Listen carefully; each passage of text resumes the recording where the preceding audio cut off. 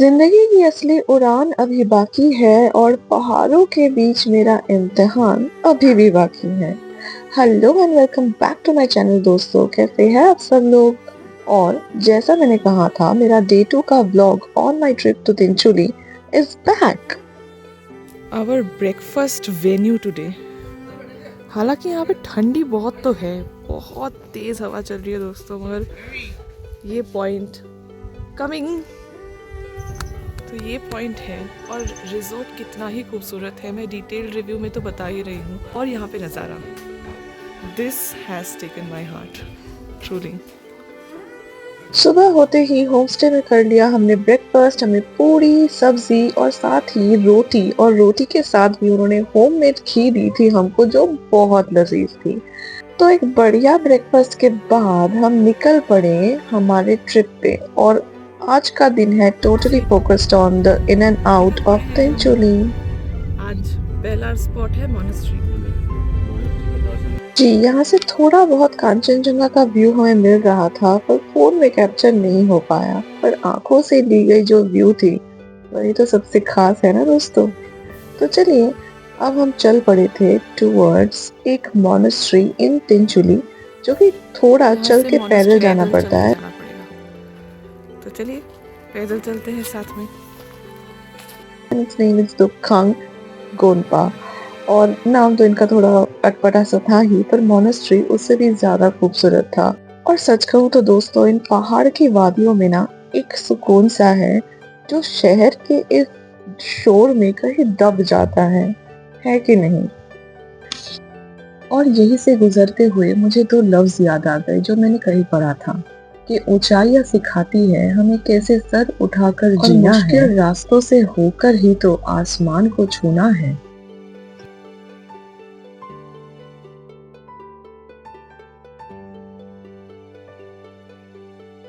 तो ये मोनेस्ट्री दूसरे मोनेस्ट्री से थोड़ा तो अलग था, और हम मंदकी थे उस दिन। वो बंद था, I think for some national holiday there.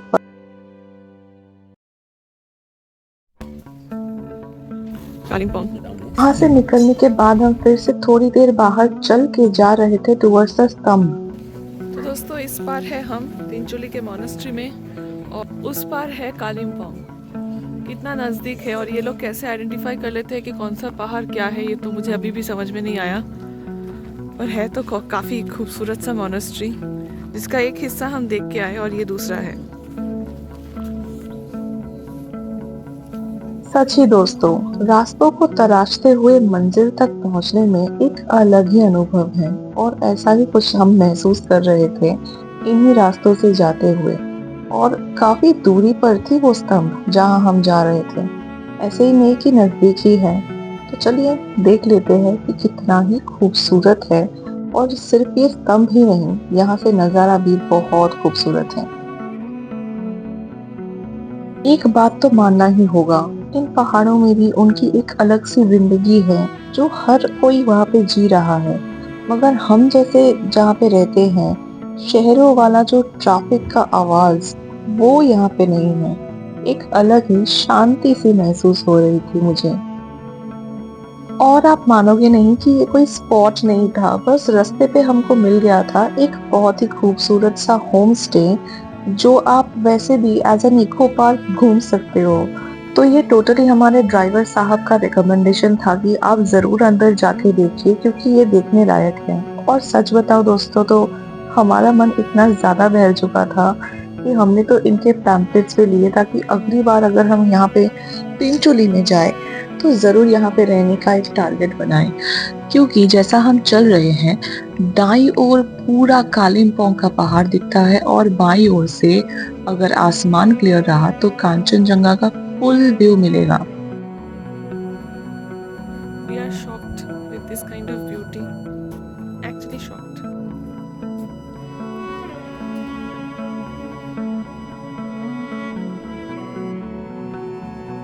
Ji, shocked तो हम थे ही। और बात करने के बाद पता चला कि काफी ऑफिस के टीम्स भी यहाँ पे जाके काम करते हैं, क्योंकि फुल वाईफाई भी मिलता है और शाम को बारबेक्यू।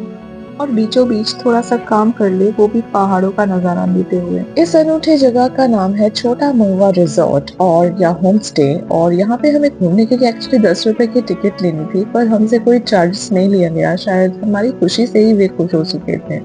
और फिर रास्ते में हम पहुंच गए ऑरेंज गार्डन में। जी, यहाँ पे फ्रेश ऑरेंज गार्डन और उसके फ्रेश ऑरेंज जूस, साथ ही आपको मिल जाएंगे फ्रेश ऑरेंज के कुछ और भी आइटम्स जैसे कि ऑरेंज बियर, ऑरेंज मफिन्स और बहुत कुछ। यहाँ पे संतरे उगाते हैं, उसकी फार्मिंग करते हैं और उसका बियर बना के, मफ़िन्स बना के, जूस बना के, इनका यही धंधा है। और हम प्लान कर रहे हैं कि कुछ टेस्ट करेंगे।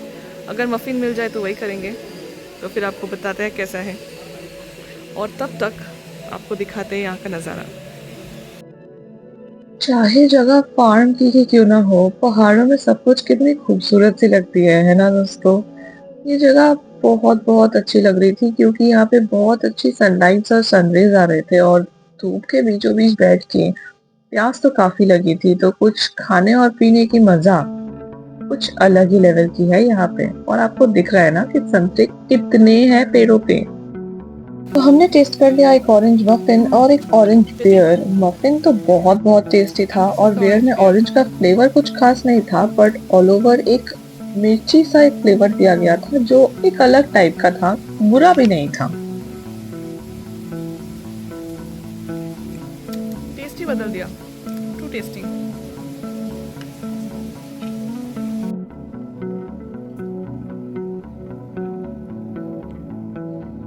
और वहाँ पे आपको बैठ के ही खाना पड़ेगा, और खाने के बाद हम स्टोर पे जा सकते हैं अगर हमें कुछ खरीदी करनी हो तो स्टॉक को देखने के लिए। और दोस्तों देखिए कितने सारे स्टॉक्स थे यहाँ पे, और सारे ही फ्रेशली मेड है।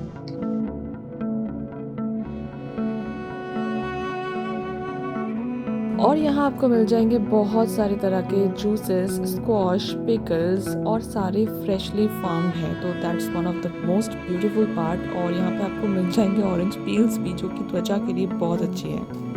सब बजट फ्रेंडली परचेज गाइस।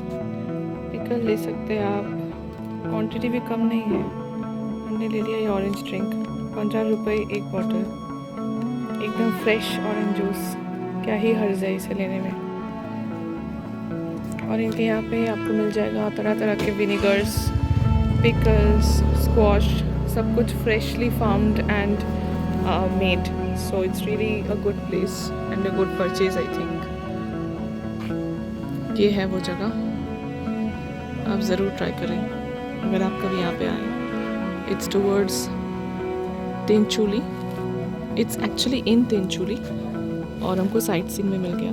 और उसी के बिल्कुल नजदीक, बिल्कुल साइड में ही स्थित है ये जगह जहाँ से आपको टिकट लेनी पड़ेगी 10 रुपए या 20 रुपए की।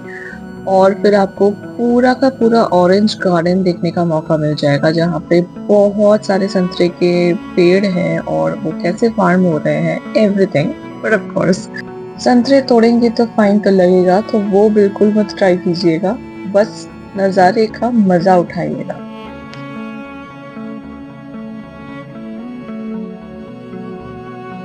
तो एक्चुअली जैसा मालूम पड़ रहा है वैसा ही है। वहाँ पे एक होम स्टे है और होम स्टे के रास्ते से होते हुए इस गार्डन की ओर हम जा रहे हैं।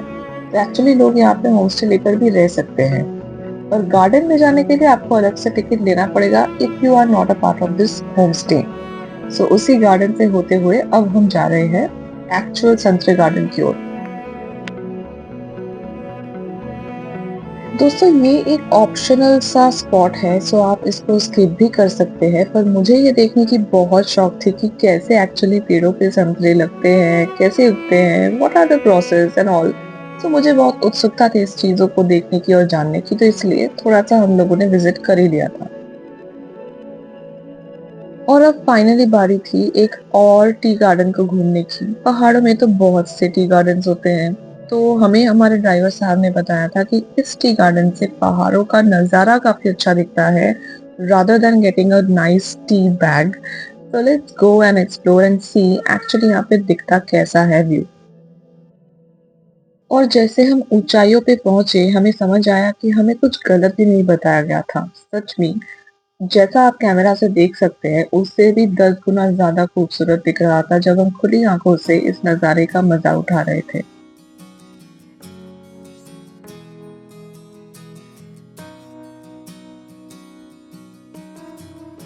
पहाड़ों में जाके चाय और गरमा-गरम मैगी का लुत्फ़ ना उठाएँ, तो क्या पहाड़ों में गए?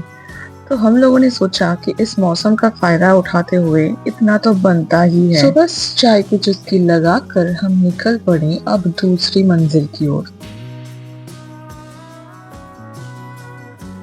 इस जगह का नाम है लवर्स पॉइंट। यहाँ से आपको साउथ सिक्किम और पूरा का पूरा ऑफ बीट जो दार्जिलिंग का इलाका है सारा दिख जाएगा along with 2 reverse meeting at a point. दोबारा आपको बता दूं कि इस जगह पे भी आपको मिल जाएंगे बहुत से बंदर, तो अपने फ़ोन संभाल के रखिएगा और साथ में दूसरे सामान भी। और फाइनली हम पहुंच गए थे लामाहाटा इको पार्क, जिसके बारे में हमने काफ़ी सुनी थी। तो ये सच्ची में बहुत ज़्यादा खूबसूरत एक जगह है। एक्चुअली एक पाइन फॉरेस्ट है, सो आपको 20 रुपए की टिकट लेनी पड़ेगी एंड देन आप प्रवेश कर सकते हैं अंदर। एंड जैसा नाम है eco park, it's really really close to nature और आप जितना चाहे ट्रैक करके उन पाइन फॉरेस्ट के बीच से गुजरते हुए बहुत सी ऊंचाई तक जा सकते हैं। हमने तो इतना भी सुना कि बहुत ऊंचाई पे पहुंचने के बाद आपको एक छोटी सी लेक भी मिलेगी। So keep exploring. हम तो उतना ऊपर जा नहीं पाए और समय भी कम था, हमें कुछ और भी स्पॉट्स कवर करने थे, तो हमने ज़्यादा वक्त ज़ाया यहाँ पे नहीं किया। पर जितना घूमे बहुत बहुत अच्छा लगा और काफ़ी तेज़ ठंडी हवा भी चलती है, जितना आप ऊपर जाओगे उतना। और हाँ, कुछ रास्ते बहुत से अंधेरे रास्ते से गुजरते हुए जा रहे हैं, सो प्लीज़ आप सोच समझ के जहाँ पे ज़्यादातर लोग जा रहे हैं ऐसे ही देख के जाइएगा, क्योंकि फॉरेस्ट है अल्टीमेटली, तो डर तो लगता ही है। आई नो वेरी मच कि यहाँ पे सेफ्टी मेंटेन की गई है, फिर भी आप अपनी सेफ्टी समझ के ही अंदर जाइएगा। और इस क्लिप से आई होप आपको समझ आ रहा है कि हवा कितनी तेज थी और एक्चुअली में यहाँ पे खड़े होकर हम वीडियो भी नहीं ले पा रहे थे। मगर किसी ने शायद सच ही कहा है कि चढ़ाई थोड़ी थका तो देगी, लेकिन मंजिल सारी थकान मिटा भी देगी।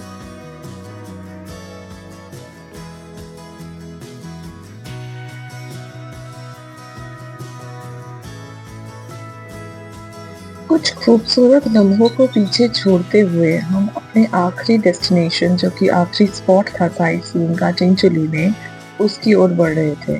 आसमान साफ ना होने के कारण हमको कुछ खास दिखाई तो नहीं दिया, क्योंकि यहाँ से कुछ अच्छे स्पॉट्स दिखते हैं, मगर ये नज़ारा अपने में ही इतना ज़्यादा खुशनुमा था कि मज़ा काफ़ी आया। इस जगह का नाम है गुम्बा डारा दोस्तों, और ये one of the best spots हैं इन चिंचोली। और यहाँ से अगर आसमान साफ रहे तो आपको कालिम्पोंग, सिक्किम और कांचनजंगा तक का बहुत बहुत अच्छा व्यू मिल जाएगा। वेदर क्लाउडी होने के बावजूद जो नज़ारा था वो भी कुछ कम तो था नहीं, और जितना हम चल के मंजिल तय करेंगे आपको भी समझ आ जाएगा कि ये जगह स्पेशल क्यों है। टू मच ठंडा। यहाँ पे आपको दूरबीन से भी लोग दिखा देंगे जो भी पॉइंट्स आप देखना चाहें। 4 पॉइंट्स सारे पॉइंट्स वो आपको दिखाने में मदद करेंगे और पहचानने में।